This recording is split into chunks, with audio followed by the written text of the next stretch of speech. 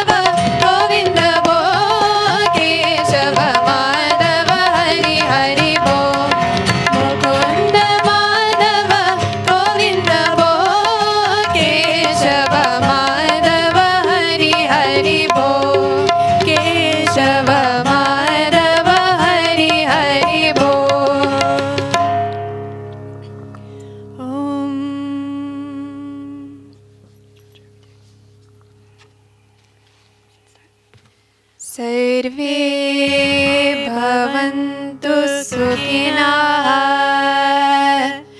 सर्वे सन्तु निरामयाः सर्वे भद्राणि पश्यन्तु मा कश्चित् दुःखभाग् भवेत्. Everyone together. Om.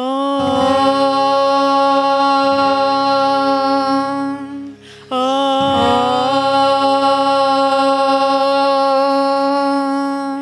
Om.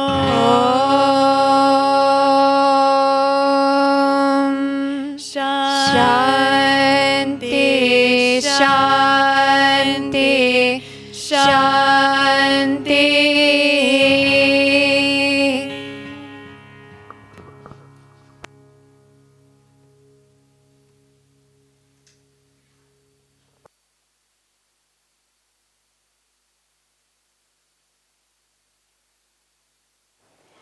Let's begin with a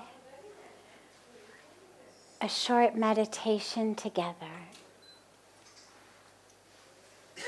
So allow your eyes to gently close.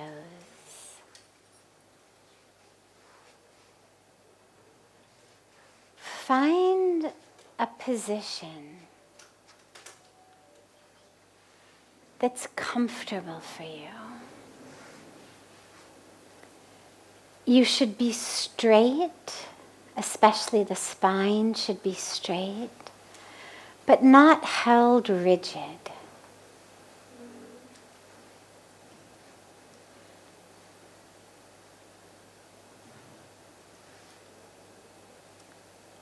And find a position in which the breath can flow freely.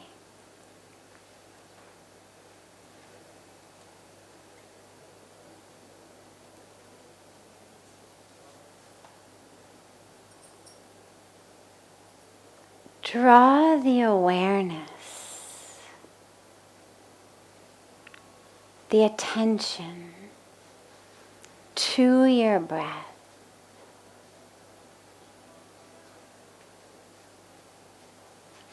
And merge that awareness into your breath as it flows in and flows out. Allow yourself to become one with the breath.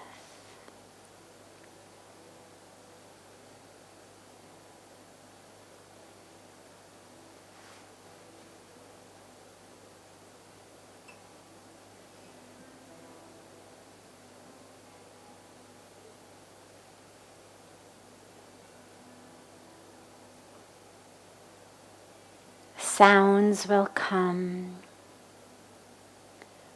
thoughts will come,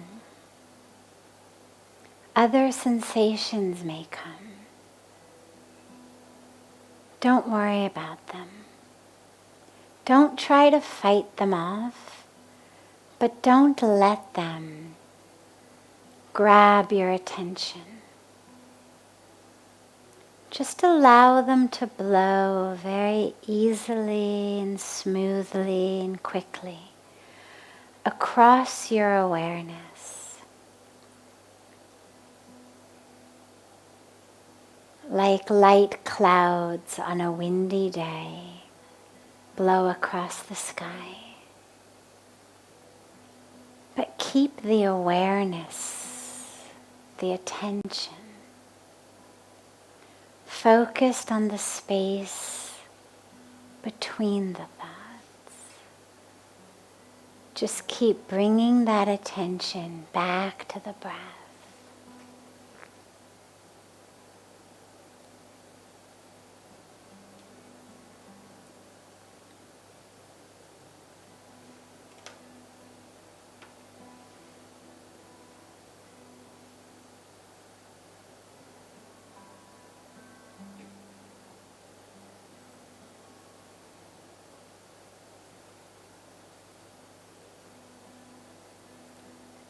Now draw the attention on the breath away from your lungs, away from your chest, and draw the awareness just below your belly button, about 2 inches below the navel.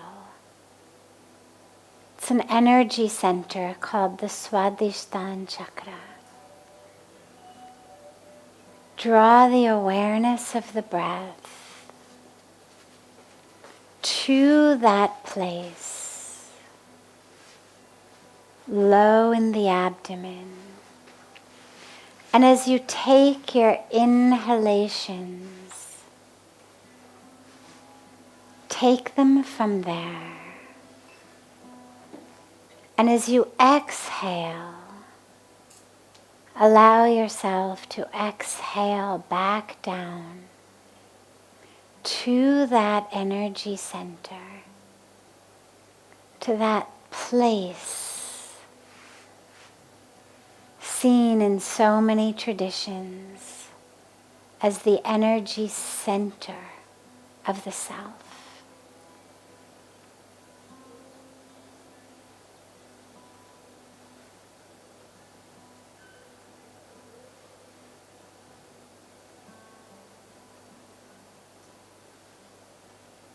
So the awareness, the attention is still on the breath, but let it be on the breath at the Swadhisthana chakra. Merge into the inhalations and the exhalations.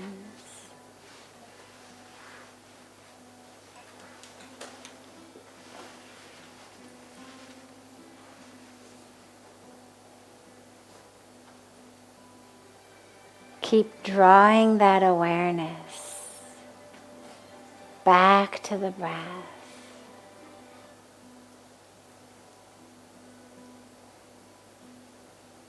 If any sounds come or thoughts come, just draw the awareness back to the breath.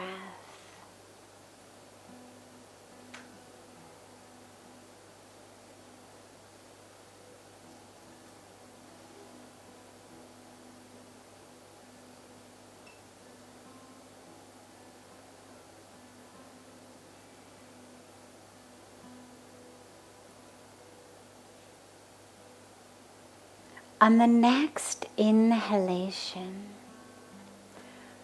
as we inhale, allow your breath to rise upward. So we're inhaling from the Swadhisthana chakra. And on the inhalation, the breath is rising up through the solar plexus, through the rib cage and lungs, through the throat, and ultimately up to our third eye center, the Agya chakra. And on the exhalation, we let go and release. Back down to the Swadhisthana chakra. Don't force yourself. Don't suffocate yourself. If you can't carry the breath all the way up, don't worry. Just carry it as high as you can, easily and smoothly.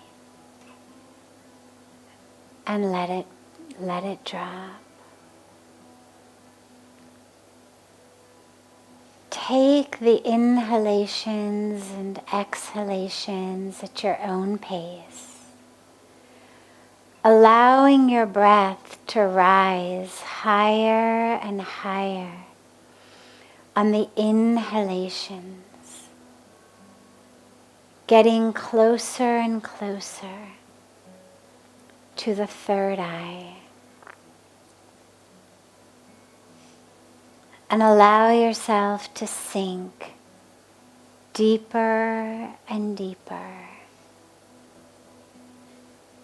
into that core of the self on each exhalation.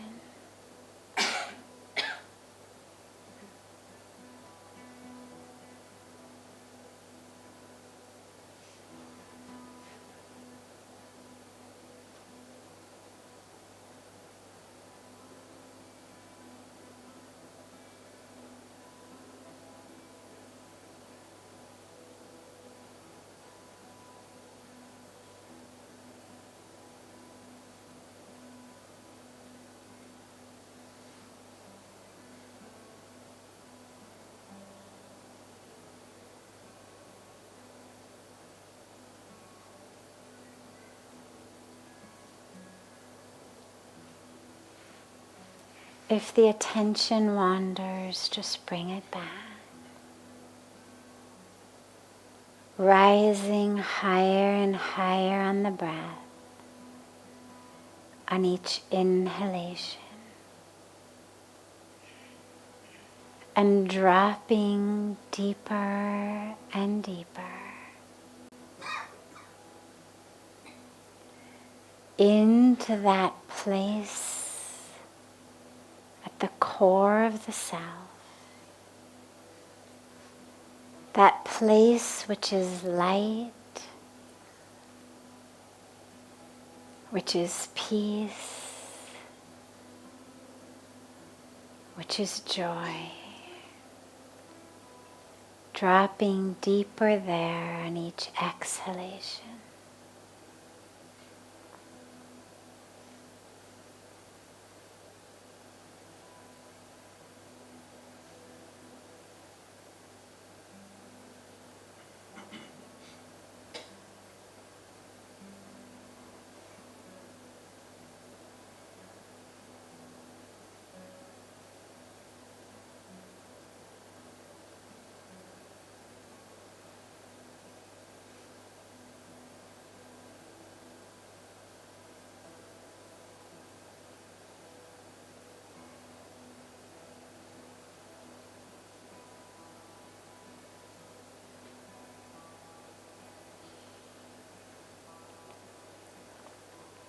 Gently bring the palms of the hands together at chest level and rub the palms of your hands against each other.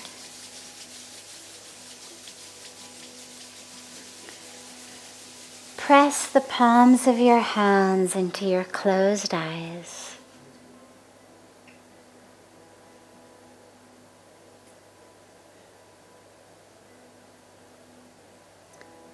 Whenever you're ready, open your eyes and lower the hands.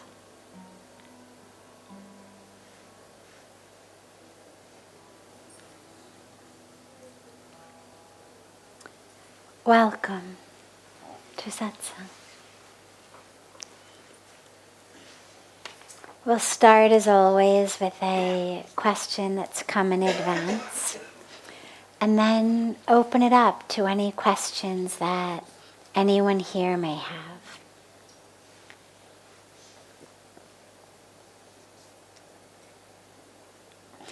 When do I know it is the right time to follow a higher calling and give up all in the pursuit of God and happiness?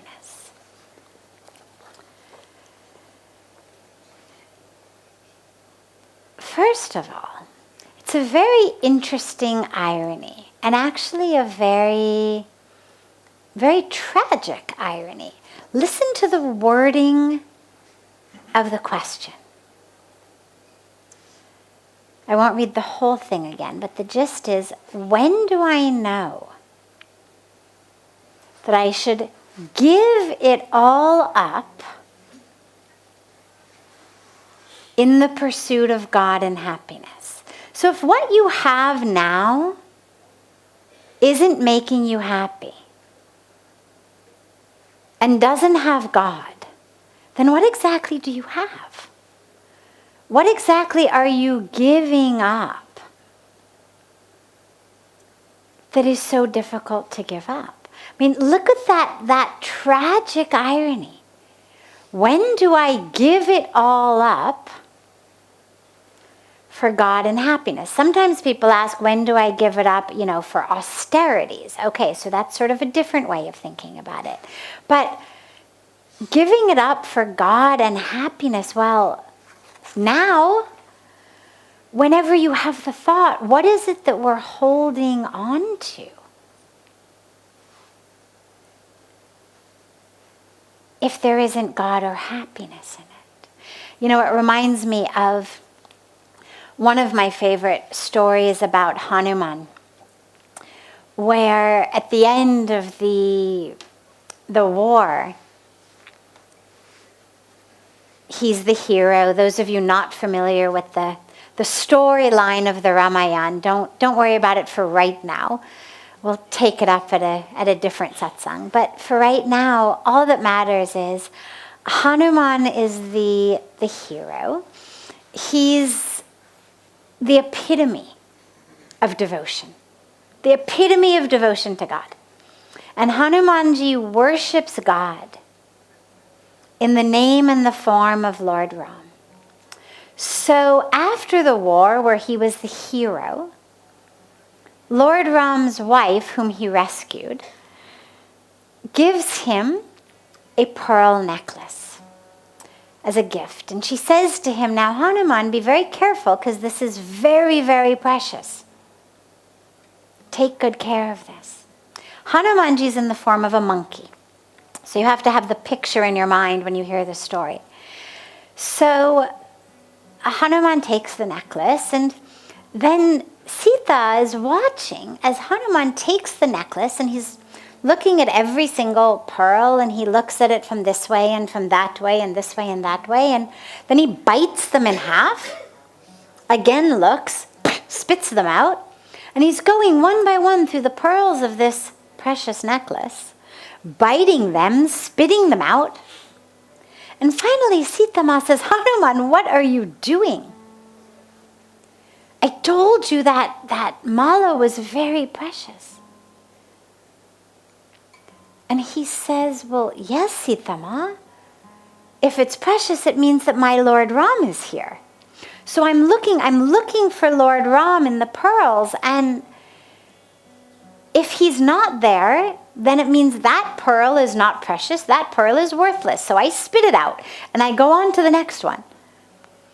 And I'm waiting till I find my Lord Ram in the pearl. That's when I'll know that's really the precious one.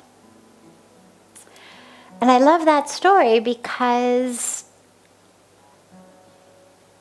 as indicated in the question, we sometimes lose sight of really what's precious. When you talk about giving it up for God and happiness, you've got to ask yourself again, what is it I'm giving up? Now here's the interesting thing. Having a job does not keep you from being happy. Having a job does not keep you from being connected to God. There's all kinds of stories in the scriptures of even people with very low-level jobs, cobblers. This is why in the scriptures we have stories of rishis even, great sages. Santraya Das, he's a cobbler. Okay? So there's no teaching in which, no truth in which having a job, even a low-level job, keeps you from being connected to God and happiness. A lot of us think, well, if I got a raise, if I got a promotion, if I got a better job, then I'd be happy. But the scriptures emphasize, doesn't matter what your job is. You have the opportunity to be happy. There's also nothing about having a family that should keep you from being connected to God or from being happy. Again, looking in the scriptures, lots of stories of householders, married men, married women, mothers, fathers, who are connected to God, who are happy. And so when we talk about giving it all up, it doesn't mean you must quit your job, you must abandon your family. What it means is you must give up that which is keeping you from being connected to God and keeping you from being happy. That's all you've got to give up. If you're talking about when is the right time to follow a higher calling and give it all up for God and happiness, it means give up that which is keeping you low and keeping you disconnected from God and happiness, which means some internal stuff, some external stuff. The internal stuff is what we talk about in here all the time. Our egos, our attachments, our jealousies, our competitions, our ignorance, our attachment to how the rest of the world is behaving. If you just act the way I want, speak the way I want, treat me the way I want, do what I want, then I'd be happy. That thought keeps me from being happy. That thought also, by the way, keeps me from God, because the underlying truth of that thought is, my happiness is dependent on you. जो मैं चाहती हूँ वो आप करोगे तो मैं खुश हो जाऊंगी. जो मैं चाहती हूँ आप अगर नहीं करोगे तो मैं खुश नहीं होंगी. इसका मतलब क्या है? इसका मतलब है कि my happiness, my joy is not in my hands. Well, God has told us in so many different ways, in so many different scriptures, it is up to us. There's no scripture I know of, no divine teaching I know of in which God says, until and unless you can get your husband or your wife or your mother-in-law or your daughter-in-law to do what you want, thou shalt not be happy. Nowhere. In fact, we're taught the opposite. We're taught the mind is the answer. Man eva manushyanam karanam bandha mokshayo. The mind is the key. Am I going to be free or am I going to be in bondage? The mind is the key. And so that which is keeping me from happiness and from God is my own mind. So when am I going to give that up? The games of my mind? Well, no time like the present, as they say. Pujya Swamiji always says, whenever you wake up, it's morning. But there's also, along with that, there's some behaviors that if I'm really going to go on a higher calling, committed to God, committed to true joy, doesn't mean you have to leave everything and come to an ashram, but it does mean that there are some aspects of your life which will change. So for example, the way I spend my time, my free time, okay, I have to work, but the way I spend my free time, is it in ways that take me out of my truth or in ways that bring me closer to my truth? So I remember, for example, when I was back in America, back in Los Angeles with my parents, after having been in India maybe only a year at that time, maybe 2 years. And my mom says to me one day, she says, so Frank is my dad, really wants that tonight we should all go for dinner and a movie. So I say, okay. I was already not eating really from outside, but I thought, okay, no problem. I'll eat something before we go. I'll have some fruit. I'll have a salad. Make my parents happy, no problem. I said, let's do one thing. Let's take 2 cars to dinner so that after dinner I can come home and you people can go on to the movies. So she says, no, it's really important to your dad that you also come to the movies. Now, of course, I know that's not true because my dad wouldn't care. But what my mom has known since childhood is that the way to get me to do anything is to tell me that my dad wants it. Because I'm much more likely to do what he wants than what my mom wants. So she says it's really important to him that you go to the movies. So I say, all right, no problem. I'll come to the movies with you. I will bring my laptop. I will sit in the lobby and work. You people enjoy the movie. So my mom says, no, it's really important to him that you sit in the movie with us. I say to her, look, if you really want me, and it was some nice movie, I forget what they wanted to take me to, but it wasn't, some violence and sex and whatnot. It was going to be some nice cultural movie. So I say, look, if you really want me to give you 2 hours of my life, I'm happy to give it to you. You've given me so much. You've given me so much of your life. I can give you 2 hours of mine. If it's really that important to you that I should sit next to you in the movie, I'll do that. I said, but here's what you need to understand. Here's why I don't want to go to the movies. I said, I would actually rather sit and stare at a blank wall for 2 hours than go to the movies.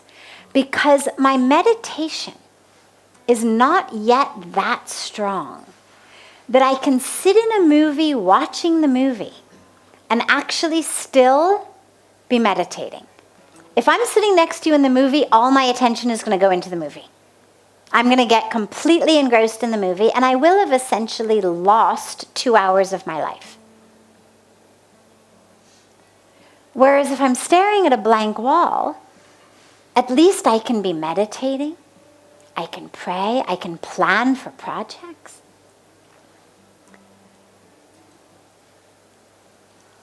They didn't make me go to the movies. But I share the story with you because we've only got a few spare hours of our day. We have to eat, we have to sleep, we have to bathe, we have to work.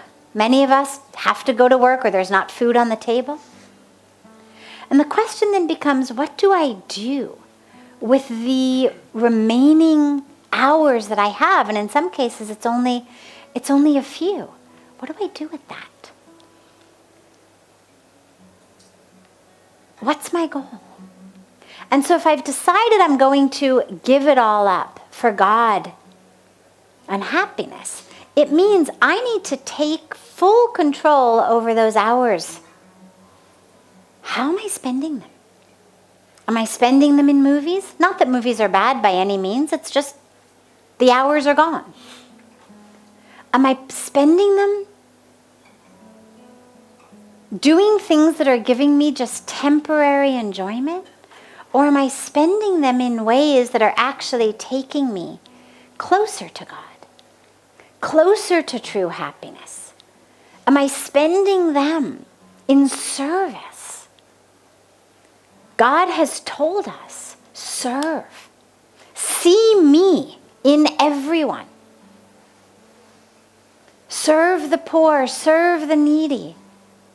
Serve the gurus, this is what we're told, we're given. Am I doing that? And by the way, this isn't only Hinduism.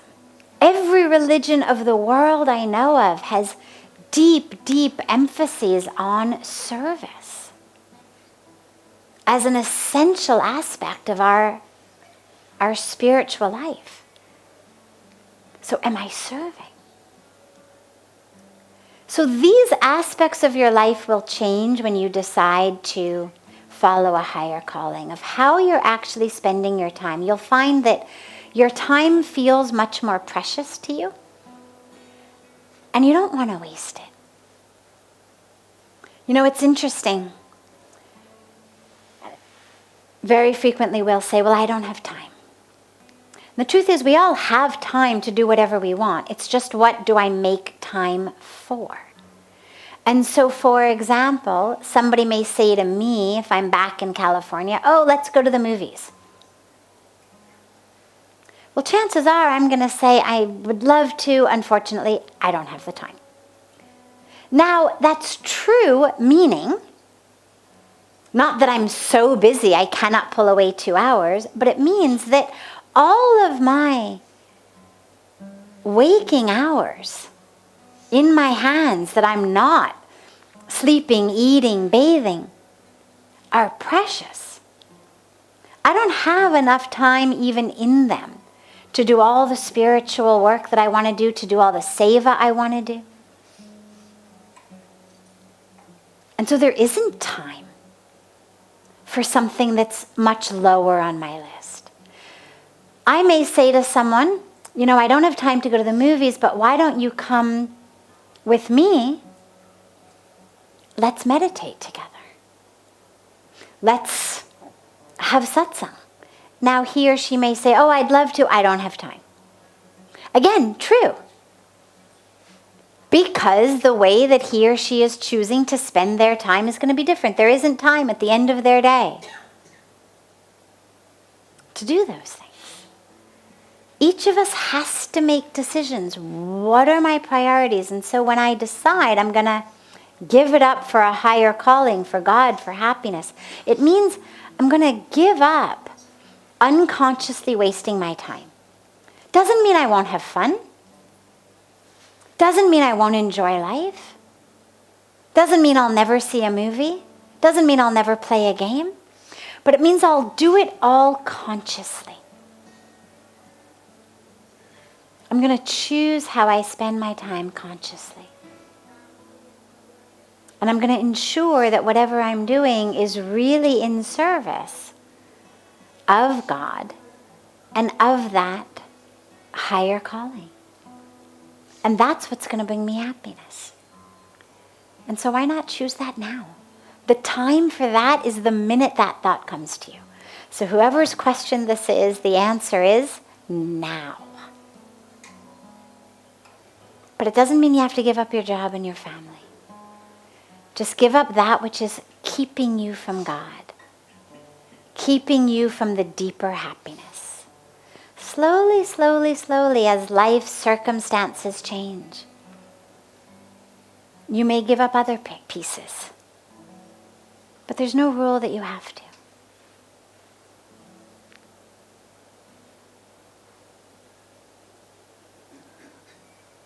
I'm happy to take any questions that are here before taking another question that has come in advance, if there are any questions here. Yes. Like most of the Hindus, we believe in God, we pray, we worship with great faith, right? And we have His grace, no complaints. And we try to indulge with the God with different festivals and all this. But sometimes I don't understand whether it is the bhakti or the fear of losing the grace. So when we engage in rituals, pujas, prayers, to connect with God, she said, sometimes I don't know whether it's really devotion that's making me do it or fear of losing God's grace that's making me do it.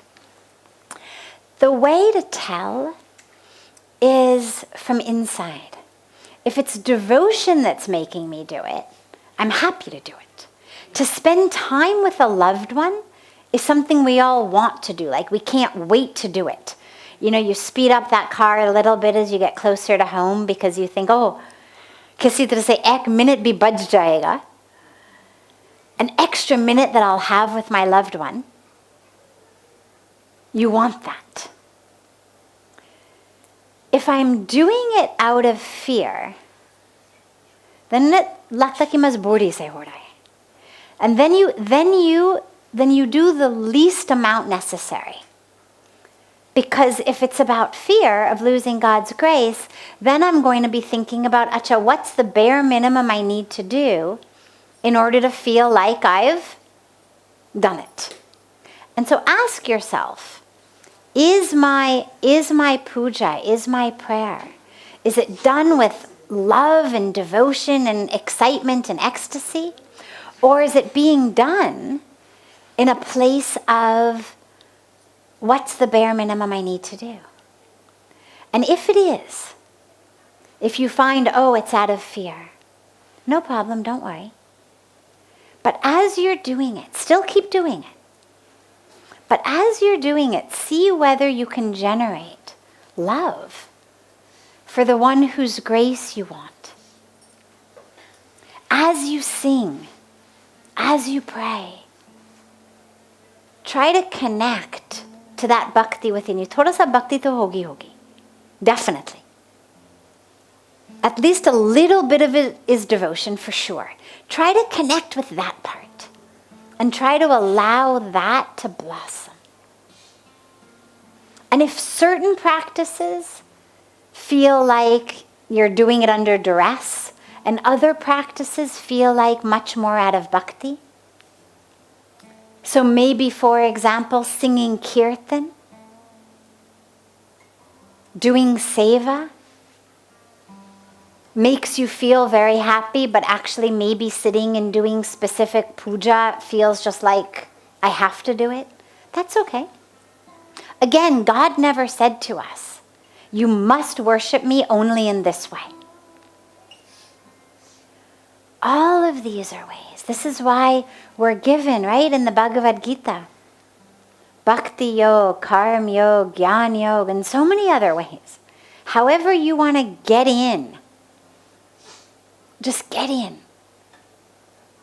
So whatever part of it pulls your heart, whatever part of it feels juicy to you, because bhakti is ras. Bhakti is not mazboori say. So whatever part of it makes you feel filled with ras, do that. Do it more. Keep doing it. Slowly, slowly, slowly, your bhakti will grow. And when your bhakti grows, then you may find that you're interested and excited to do the other parts as well. But do that which waters your bhakti. And try then to take that into the other aspects. So for example, Pujya Swamiji, when speaking about service, seva, always says, the one, the divine, the God, who we see in one corner of our mandir, or one corner of our home, where we've put the murti, that God who we see in one corner, we need to see in every corner. That the real puja is not just to see God in one corner, but to see God in every corner. And so take your bhakti for the God in your corner and try to see that God, that divine, everywhere. And then more and more and more, it'll blossom and flower within you. Yes. Wonderful. Wonderful. Have a beautiful rest of your evening, everyone. A beautiful night. And we'll see you tomorrow.